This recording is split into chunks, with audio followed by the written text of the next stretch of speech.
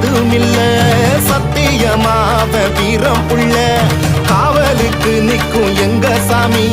சாம்புராணி பத்தி சூடங்காமி அருளும் தருவா